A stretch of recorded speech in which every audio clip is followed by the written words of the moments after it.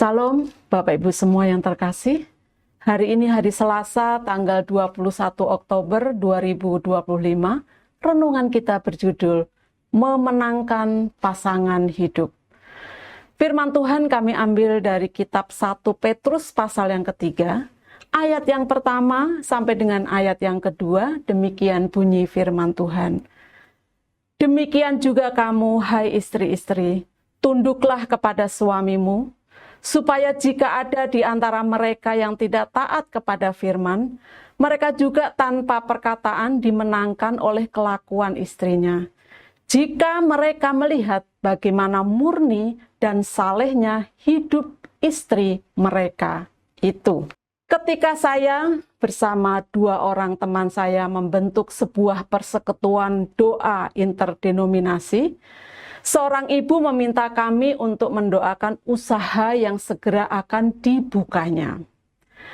Dia bercerita bahwa suaminya, seorang non-Kristen, mengajak dia untuk pulang ke kampung suaminya dan menetap di situ.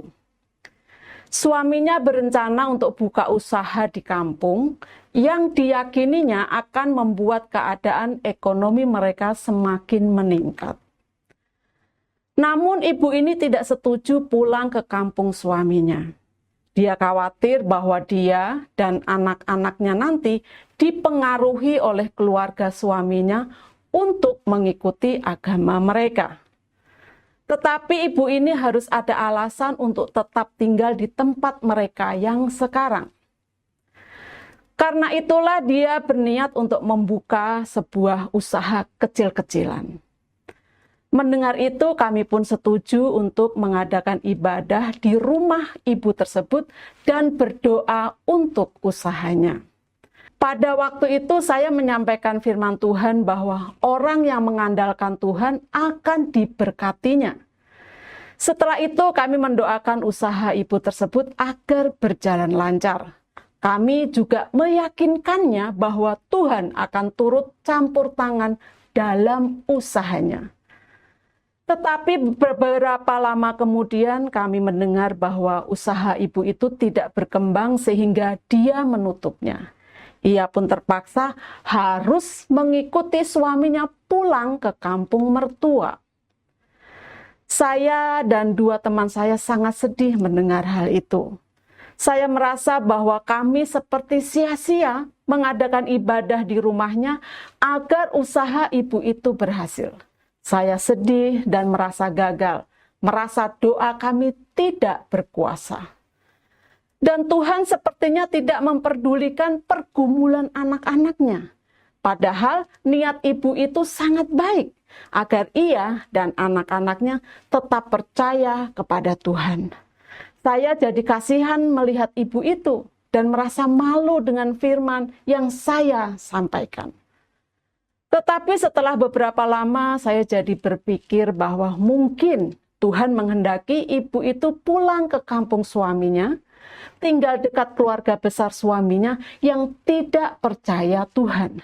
Siapa tahu lewat kesaksian hidup ibu itu, keluarga suaminya justru menjadi percaya kepada Tuhan. Tidak ada yang mustahil jika Tuhan bekerja.